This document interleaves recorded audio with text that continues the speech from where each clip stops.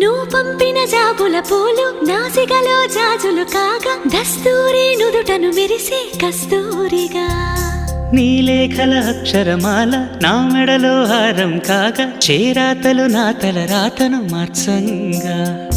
నువ్వు రాసిన ఈ ఉత్తరమే నా మనసుకు అర్థంగా నువ్వు చేసిన ఈ సంతకమే మన ప్రేమకు పసుపు కుంకుమ అర్థంగా